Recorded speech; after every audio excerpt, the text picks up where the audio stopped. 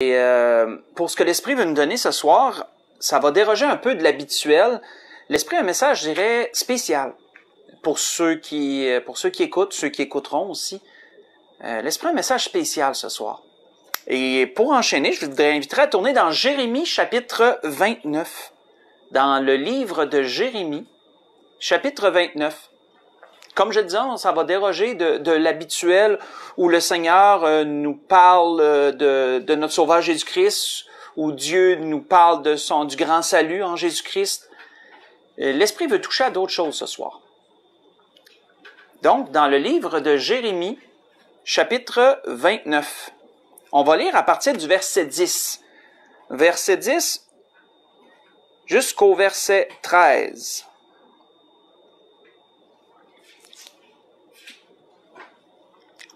Donc, il est dit, à partir du verset 10 de livre de Jérémie, chapitre 29. « Mais voici ce que dit l'Éternel. Dès que 70 ans seront écoulés pour Babylone, je me souviendrai de vous, et j'accomplirai à votre égard ma bonne parole, et en vous ramenant dans ce lieu, en parlant du territoire d'Israël. Je vais vous situer par après. Car je connais les projets que j'ai formés sur vous, dit l'Éternel, projets de paix et non de malheur, afin de vous donner un avenir et de l'espérance. Vous m'invoquerez et vous partirez. Vous me prierez et je vous exaucerai. Vous me chercherez et vous me trouverez, si vous me cherchez de tout votre cœur. Et je pourrais ajouter le début du verset 14 que j'aime toujours. Je me laisserai trouver par vous, dit l'Éternel. On va arrêter là. Belle parole que Jérémie que l'Esprit nous donne ce soir par la bouche de Jérémie. Belle parole, d'ailleurs, je l'aime beaucoup parce que c'est, je ne sais pas si vous allez bien le voir, là, mais c'est ce qui est écrit sur mon, un peu ce qui couvre ma Bible, ce qui protège ma Bible un peu. Je sais pas si on peut appeler ça un case, j'ai pas le mot en français, porte-Bible, ou en tout cas, peu importe, là. Mais c'est une très belle parole. C'est une parole que j'affectionne beaucoup. Ce que l'Esprit nous donne ce soir commence. Mais nous voyons que pour nous situer, c'est mentionné. Pourquoi Jérémie mentionnait ça?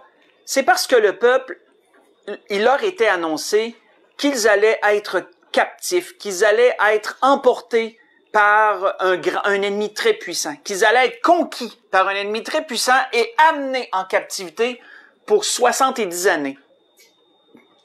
Et il leur était également déjà dit à l'avance que Dieu les ramènerait un jour dans ce lieu-ci en parlant du territoire d'Israël. Et ensuite, il leur dit cette belle parole, il leur dit qu'il n'avait pas, que ses projets à Dieu ont toujours été bons. Il dit, j'ai formé des bons projets pour vous.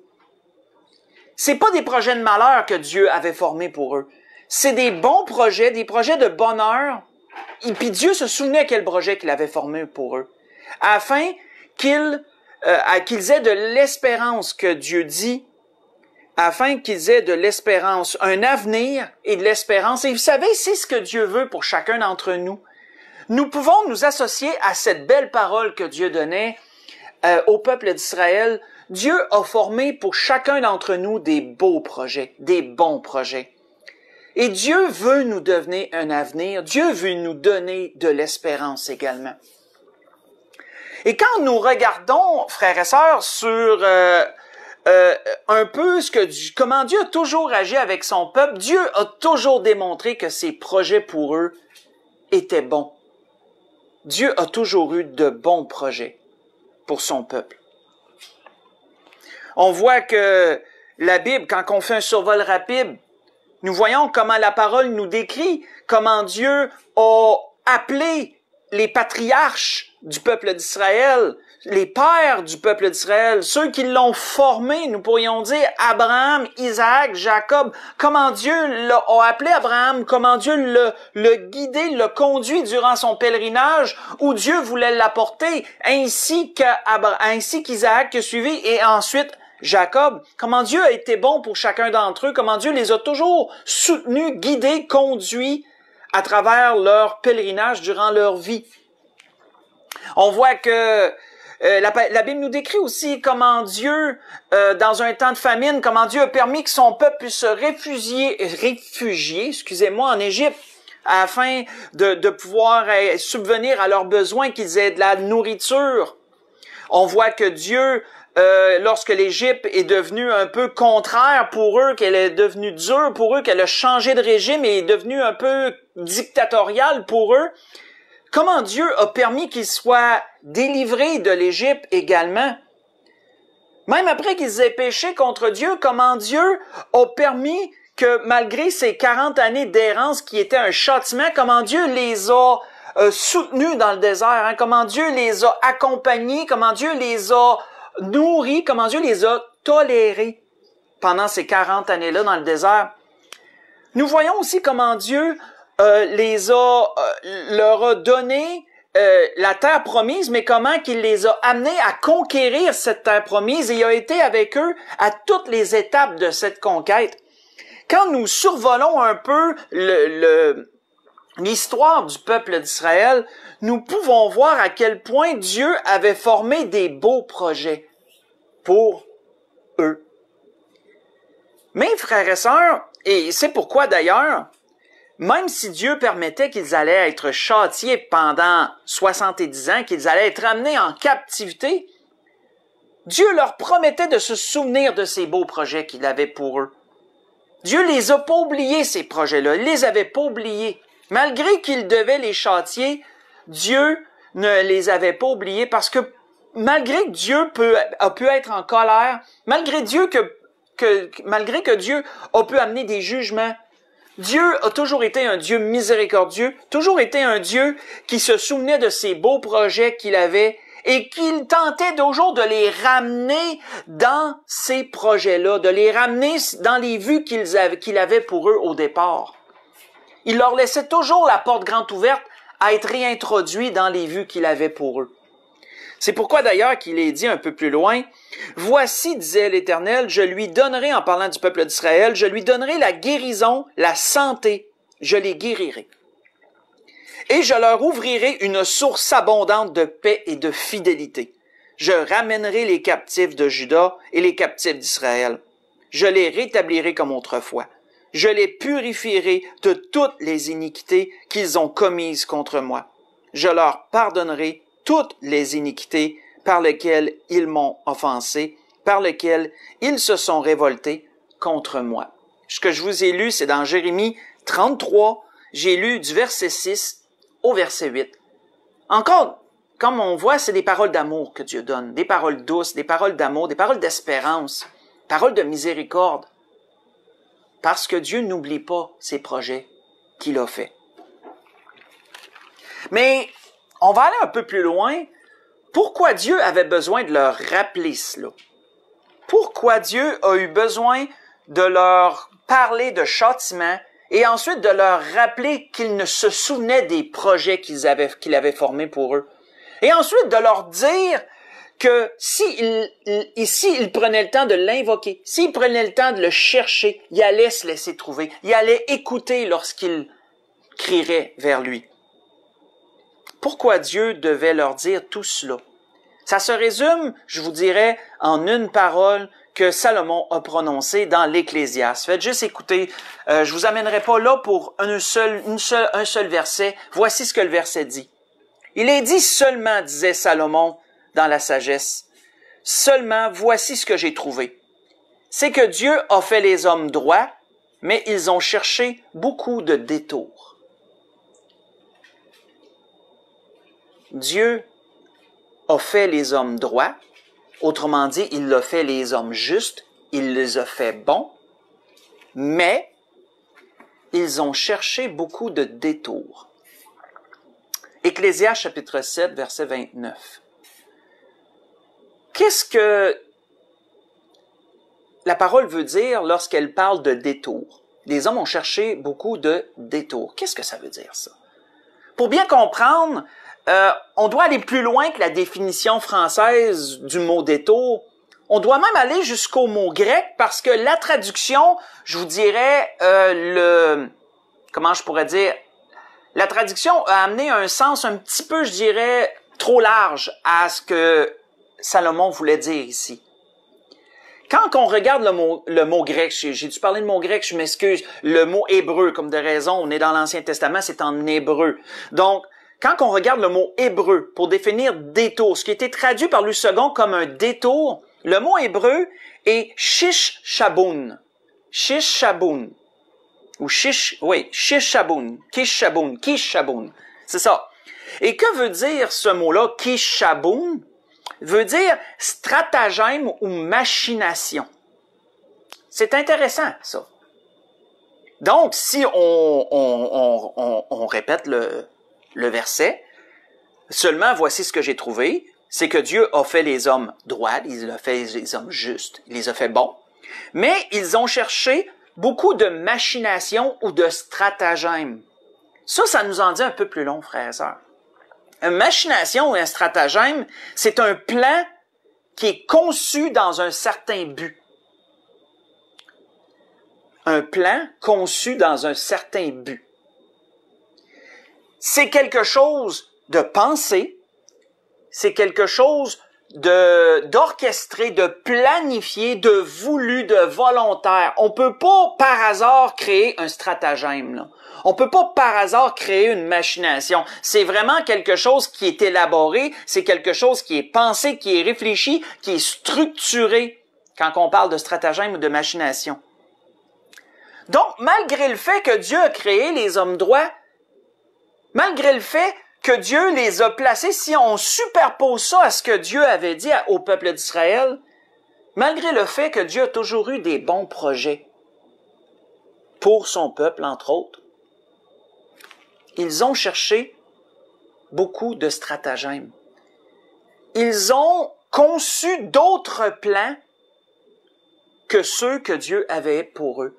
Ils ont usé de stratagèmes et de machinations un peu pour prendre une autre voie. C'est pour ça que Louis II a traduit stratagème, machination par détour. Parce que Louis II voulait montrer comment il bifurquait du chemin que Dieu avait tracé pour eux, du plan, du beau projet qu'il avait pour eux. Et vous savez, ce qui est triste, c'est que nous aussi, on fait ça. Si le peuple d'Israël le fait, on peut pas s'exenter, hein. On peut pas s'exenter. L'être humain, depuis le départ, a malheureusement eu cette tendance à user de stratagèmes, à user de machinations pour prendre un détour, pour aller pour se faire son propre plan, au lieu de demeurer dans les projets que Dieu avait formés pour eux. Si on va au départ, qu'est-ce qu'il nous est dit dans la Genèse? Tournons dans la Genèse au chapitre 2. Dans la Genèse au chapitre 2.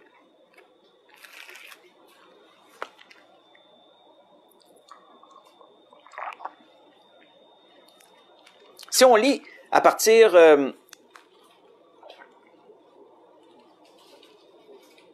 du verset 8. Si on lit à partir du verset 8. Genèse chapitre 2, verset 8 jusqu'au verset 17. On sait qu'on se retrouve dans la Genèse au début comme ça, on sait ce qu'on se retrouve dans le Jardin d'Éden, on se retrouve au début de la création.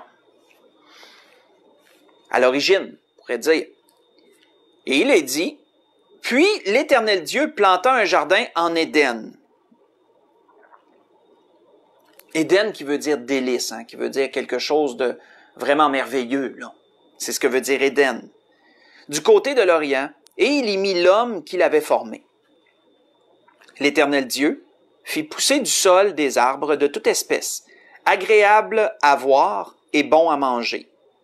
Et l'arbre de la vie au milieu du jardin, et l'arbre de la connaissance du bien et du mal. Un fleuve sortait d'Éden pour arroser le jardin. Et de là, il se divisait en 4 bras. Le nom du premier est Pichon. C'est celui qui entoure tout le pays de Havila, où se trouve l'or.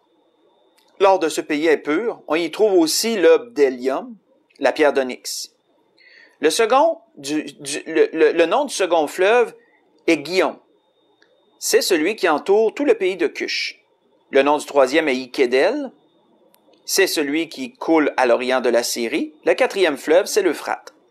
L'Éternel Dieu prit l'homme et le plaça dans le jardin d'Éden pour le cultiver et pour le garder. L'Éternel Dieu donna cet ordre à l'homme. Tu pourras manger de tous les arbres du jardin, mais tu ne mangeras pas de l'arbre de la connaissance du bien et du mal, car le jour où tu en mangeras, tu mourras certainement. On va arrêter là. Connaissez tous cette origine, connaissez tous ce fait, que quand on analyse cela, on peut voir un beau projet. Je crois qu'on peut tout l'admettre. Dieu avait orchestré, avait vraiment planifié un projet merveilleux pour l'être humain. Celui de vivre éternellement, sans jamais vieillir, sans jamais tomber malade, sans jamais mourir, dans un jardin de délices, dans un jardin où rien ne manquait, la température toujours favorable. C'est ce qu'on peut penser puisqu'ils étaient nus. Donc, on voit dans une succession de logiques, là. Température toujours favorable. L'être humain et les animaux étaient en symbiose. Les animaux n'avaient pas peur de l'être humain, n'avaient pas peur d'Adam, ni de Ève qui est venue pas tellement plus loin. Même la Bible nous dit que les animaux venaient vers eux et ils leur donnaient des noms. Il leur donnait des noms. Adam leur donnait des noms. Donc, nous voyons un beau projet merveilleux.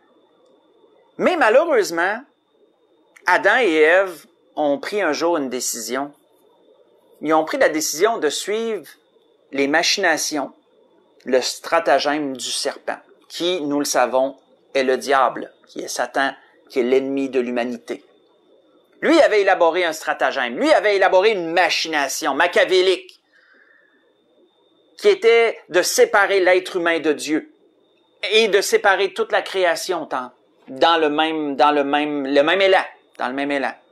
Et il a réussi à persuader l'homme et la femme à adhérer à sa machination, à adhérer à son stratagème, à son plan qui allait les faire détourner du beau projet que Dieu avait pour eux au départ. Ils ont pris cette voie. Et nous savons ce qui s'en est suivi. La chute de l'humanité tout entière. La séparation de la création d'avec son Créateur. Où tout par la suite en est venu qu'à mourir. Tout par la suite en est venu qu'à se détériorer. La maladie a embarqué, la mort a embarqué.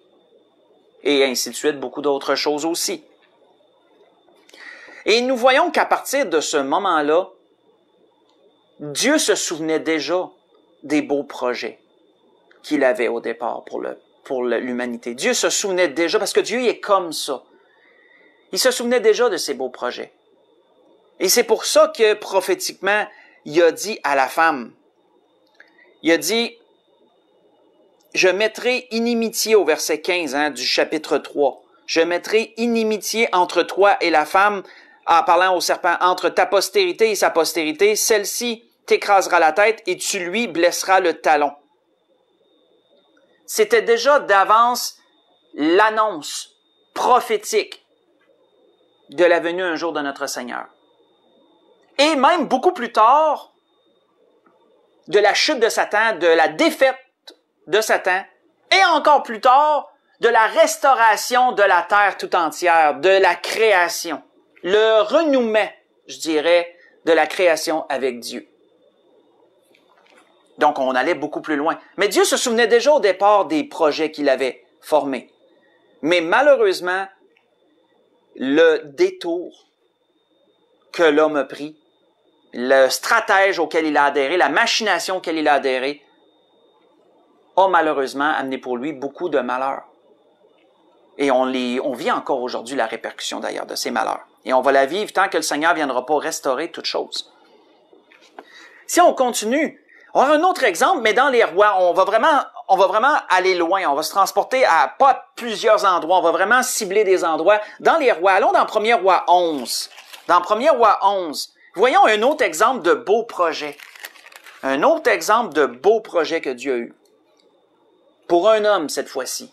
Pour un homme.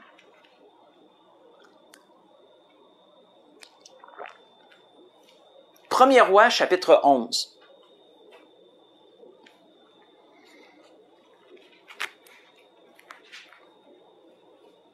va lire du verset 26 au verset 31. Et ensuite, on va lire le verset 38. Cet homme s'appelle Jéroboam, du temps du roi Salomon. Et je vous mets dans le contexte, Salomon déplut à Dieu. Pourquoi? Parce que Salomon a fait ce que Dieu ne voulait pas qu'il fasse. Il est allé vers beaucoup de femmes. On sait que c'était la coutume de plusieurs rois à cette époque-là d'avoir plusieurs femmes. Mais il a décidé, Salomon, de prendre des femmes d'à peu près tous les peuples qui pouvaient exister à ce temps-là. C'est le roi qui en a eu le plus qu'on répertorié, qu'on pourrait dire, de femmes diverses. Et malheureusement, de tous les peuples que Dieu avait interdit le peuple juif d'aller vers ces personnes-là. À cause de l'idolâtrie, à cause de tout ce qu'il pouvait apporter, la déviance qu'il pouvait amener. Donc, Salomon fait cela. Et là, Dieu décide qu'il va séparer le royaume sous son fils, sous le règne de Roboam, son fils. Dieu commence son plan. Dieu commence ce projet. Et voyons ce qu'il dit à Jéroboam.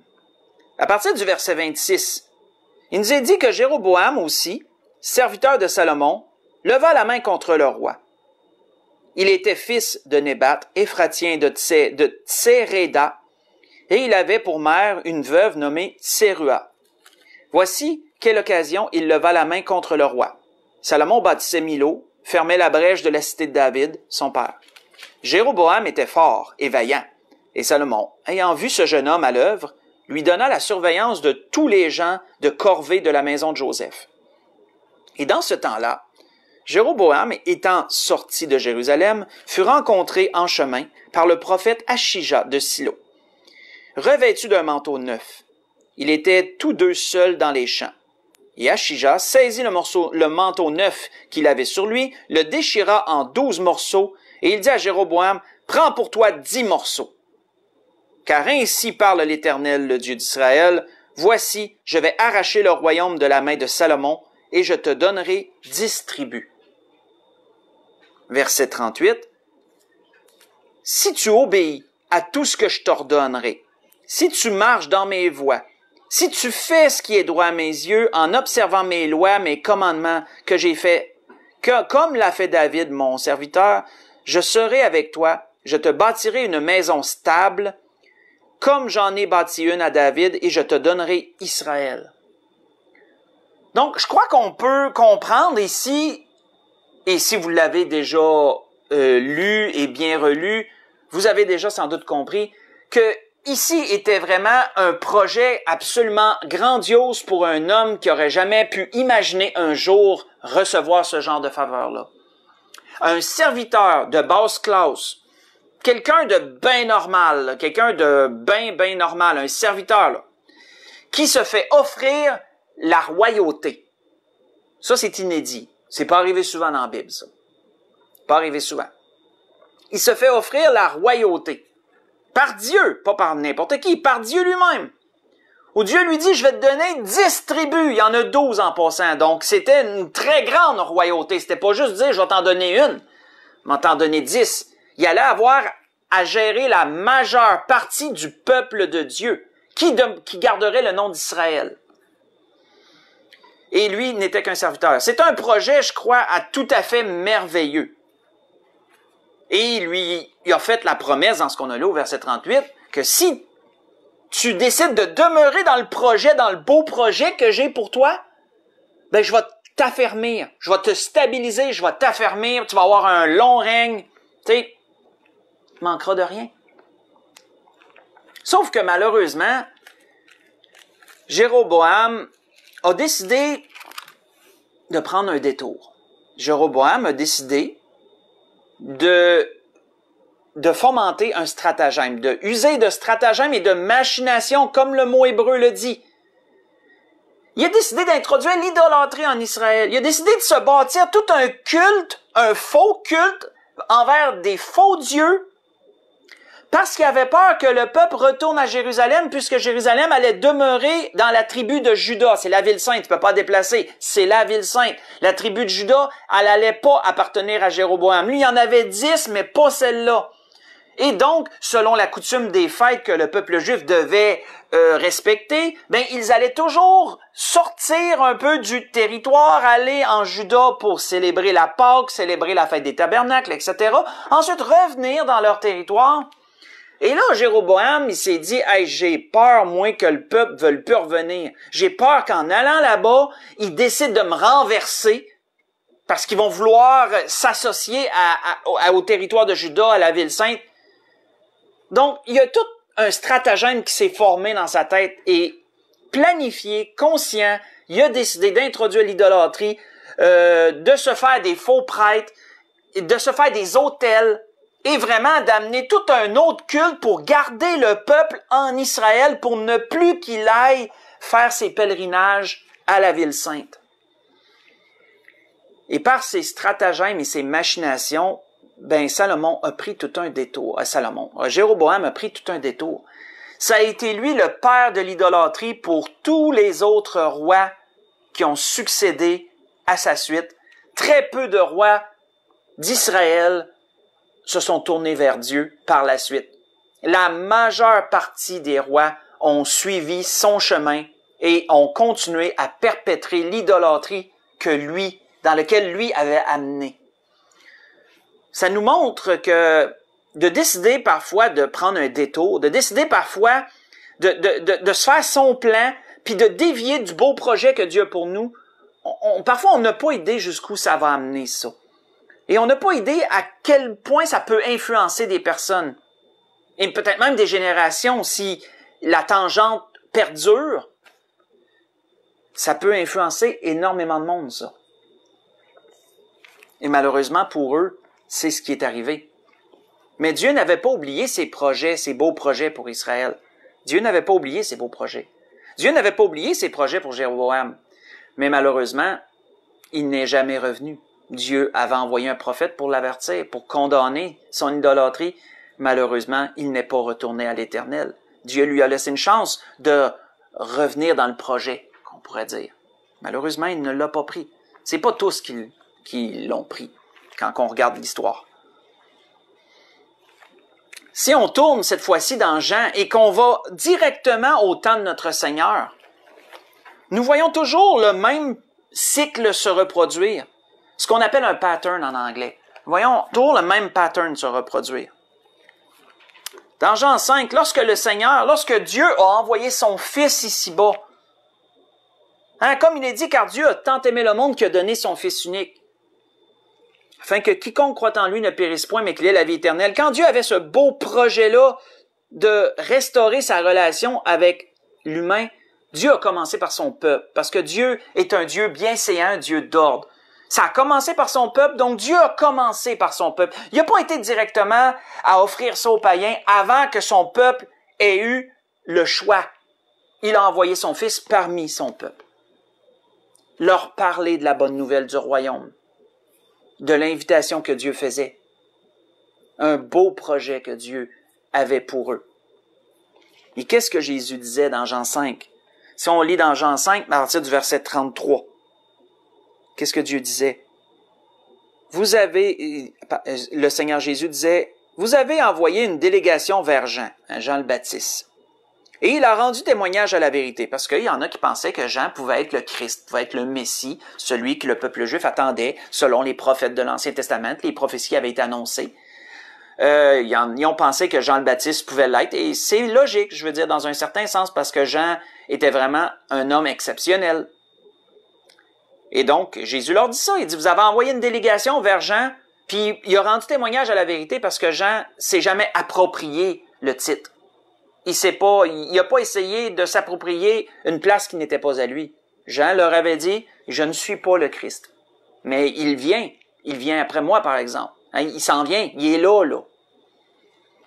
Pour moi, disait le Seigneur, si on lit à partir du verset 30, la fin du verset, vous avez envoyé une délégation vers Jean et il a rendu témoignage à la vérité. Pour moi, ce n'est pas d'un homme que je reçois le témoignage, mais je dis ceci, afin que vous soyez sauvés. Jésus leur disait franchement quel était le beau projet que Dieu avait pour eux. Jean était la lampe qui brûle et qui luit. Et vous avez voulu vous réjouir 1 heure à sa lumière. Moi, j'ai un témoignage plus grand que celui de Jean. car les œuvres que le Père m'a donné d'accomplir, ces œuvres mêmes que je fais, témoignent de moi que c'est le Père qui m'a envoyé. Un Jean parlait puissamment, mais la parole ne nous dit pas que Jean a accompli des miracles, pas de ce qui est répertorié. Mais Jésus, lui, parlait puissamment, mais en plus, il enseignait, un peu comme Jean, mais en plus, il faisait des miracles, chose que Jean n'avait pas faites. Donc, le témoignage du Seigneur était encore plus grand, comme Jésus le rappelle. Son témoignage était encore plus grand que celui que Jean, par tout ce qu'il faisait. Ces œuvres mêmes que je fais témoignent de moi, que c'est le Père qui m'a envoyé. Et le Père qui m'a envoyé a rendu lui-même témoignage de moi. Vous n'avez jamais entendu sa voix, vous n'avez point vu sa face. Et sa parole ne demeure point en vous, parce que vous ne croyez pas à celui qui l'a envoyé. Vous sondez les Écritures, parce que vous pensez avoir en elles la vie éternelle. Et ce sont elles qui rendent témoignage de moi. Et vous ne voulez pas venir à moi pour avoir la vie? Disait le Seigneur. Je ne tire pas ma gloire des hommes, mais je sais que vous n'avez point en vous l'amour de Dieu. Je suis venu au nom de mon Père, et vous ne me recevez pas. Si un autre vient en son propre nom, vous le recevrez. Comment pouvez-vous croire, vous qui tirez votre gloire les uns des autres, et qui ne cherchez point la gloire qui vient de Dieu seul? Ne pensez pas que moi je vous accuserai devant le Père. Celui qui vous accuse, c'est Moïse, en qui vous avez mis votre espérance. Car si vous croyez Moïse, vous me croiriez aussi parce qu'il a écrit à mon sujet.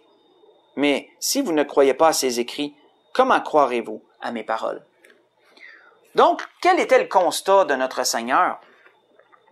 Dieu a un projet pour vous. Vous êtes un peu, comment je pourrais dire, les prémices de son projet. C'est un peu ça qu'il leur disait. Vous êtes les premiers, là, vous êtes en premier rang de son projet. Et à accepter ce beau projet qu'il a pour vous. Adhérez-y à ce beau projet. Mais malheureusement, comme on le sait, malheureusement, qu'est-ce qu'ils ont décidé de faire plus tôt? Leurs chefs religieux au peuple ont usé de stratagèmes, usé de machinations encore là, pour crucifier Jésus. Et la majorité du peuple a adhéré au stratagème de leur chef religieux. C'est comme ça que ça s'est passé. Ils ont adhéré au stratagème et aux machinations de leur chef religieux et ils ont décidé de crucifier le Seigneur. Ils ont pris un détour et ils ne sont pas demeurés dans ce beau projet que Dieu avait pour eux, à travers son Fils. C'est pourquoi, si vous le lisez pendant la semaine, mais vous savez, Pierre, lorsqu'il a été revêtu de la puissance du Saint-Esprit, lui et les autres, ont rendu témoignage à tous les Juifs qui étaient présents à ce temps-là, et Pierre leur a rappelé ces choses-là. Mais il leur a rappelé aussi que Dieu était miséricordieux. Il leur a rappelé que Dieu était bon et qu'il était amour et que Dieu leur permettait de se repentir puis de eux venir entrer dans ce projet que Dieu avait pour eux.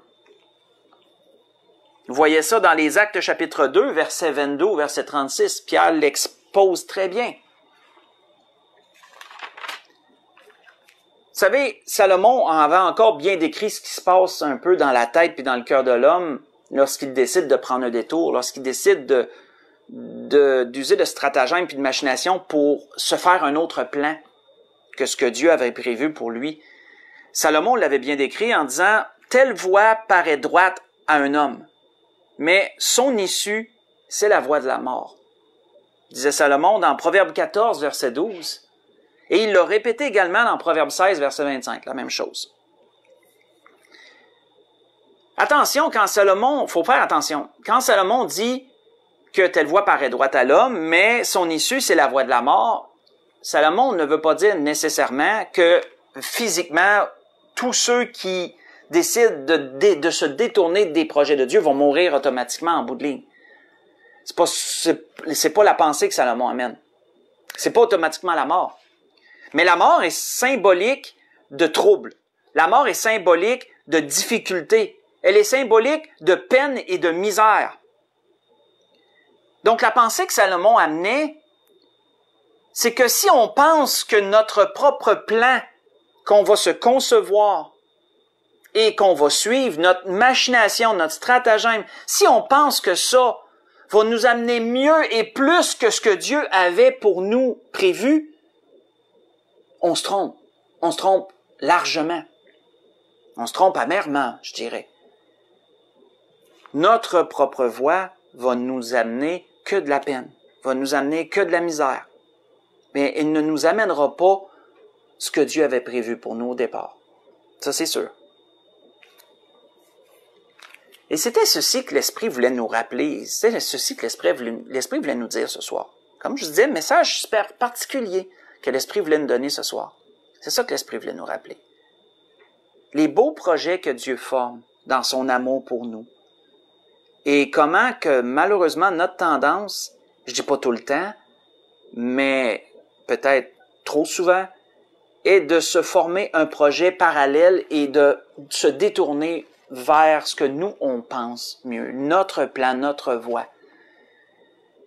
Et on s'amène beaucoup de problèmes parce que les détours, généralement, ils amènent une perte de temps, une perte d'énergie, mais c'est rare que tu vas récolter, c'est rare que tu vas trouver du positif dans un détour.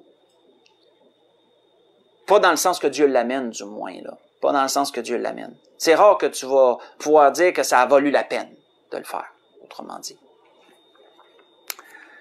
Pour conclure, dans Ésaïe, je t'ai pas dit dans le psaume, dans Ésaïe, chapitre 55, voyons ce que Dieu disait par la bouche d'Ésaïe, pour conclure. Dans Ésaïe 55. Ésaïe 55, à partir du verset 6.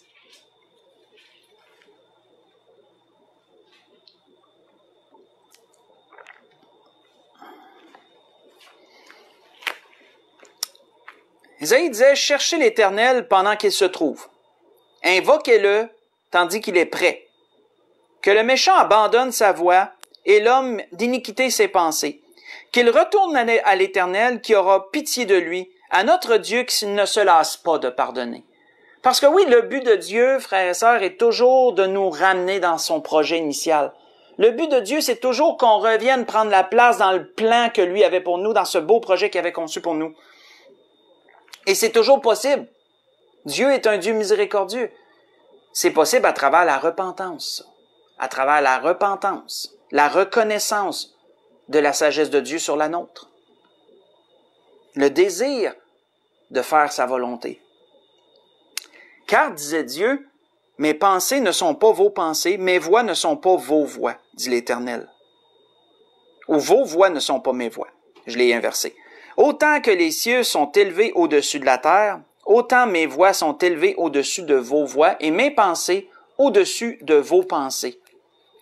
Comme la pluie et la neige descendent des cieux et n'y retournent pas sans avoir arrosé, fécondé la terre et fait germer les plantes. Parce que oui, c'est tout un processus, hein. Ce qui définissait Isaïe, en gros, c'était que la pluie et la neige descendent des cieux. Si en haut des montagnes, c'est la neige, ben il va faire un moment donné assez chaud que la neige va se transformer en eau, elle va couler en bas, et ensuite, avec le cycle de l'évaporation, elle va retourner au ciel, elle va retomber sous forme de pluie. Donc, voyez-vous, c'est un cycle. C'est un cycle. Donc, Dieu, un peu image ce cycle-là. Et pendant ce cycle-là, mais la terre, elle est arrosée, elle est fertilisée pour pouvoir porter son fruit.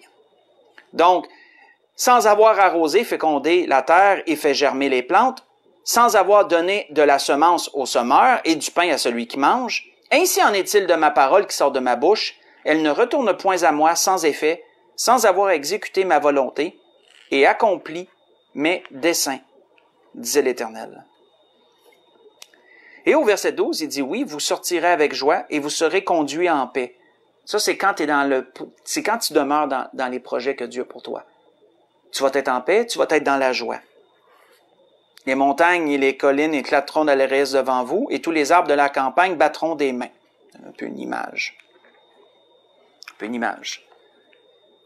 Pour conclure complètement, on voit que ça revient aussi à ce que encore Salomon avait dit encore dans les proverbes. Un dernier proverbe que je vais lire pour nous. Qui a dit, il y a dans le cœur de l'homme beaucoup de projets, mais c'est le dessein de l'Éternel qui s'accomplit. Dans Proverbe 19, verset 21. Il y a dans le cœur de l'homme beaucoup de projets. Malheureusement, dans le cœur de l'homme, il y a des détours. C'est ce que Salomon disait. Il y a des machinations, il y a des stratagèmes.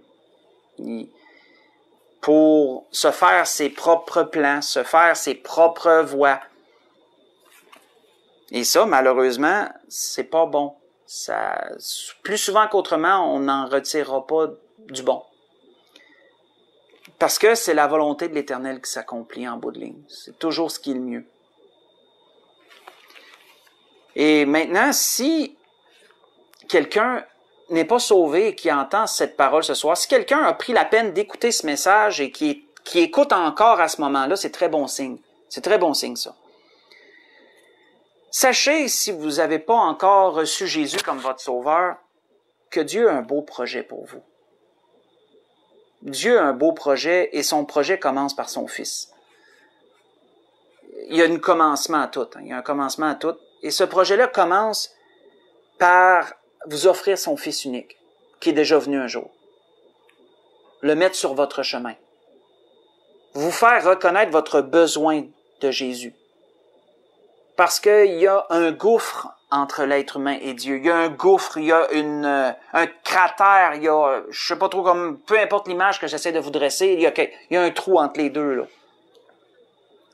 Il y a un ravin, là. Et Jésus, c'est comme le pont qui permet de traverser ce ravin-là. C'est le seul qui existe d'ailleurs. On peut pas en trouver d'autres, on peut pas s'en construire un non plus, là. Jésus est le pont, il est le lien entre l'être humain et Dieu. C'est pour ça que Dieu l'a envoyé ici-bas dans un corps de chair. Sa mort, sa résurrection, sa vie parfaite. Il a porté nos péchés à la croix, etc.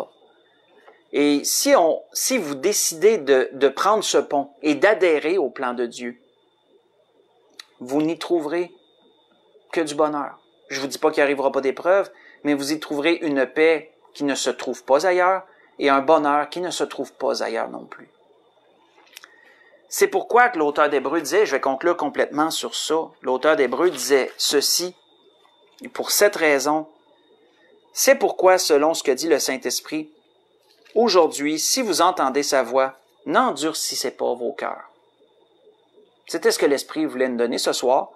Je vous souhaite à tous et à toutes un bon restant de semaine, que le Seigneur puisse vous guider, vous accompagner dans tous vos projets, qu'il puisse bénir votre santé. Si vous êtes dans la maladie, que le Seigneur puisse vous relever. Si vous êtes dans la difficulté, que le Seigneur puisse aplanir votre sentier, restructurer les choses dans votre vie, vous ramener dans une belle voie, une belle paix, et que on pourrait se dire à la prochaine fois. Je vous aime, que le Seigneur vous bénisse.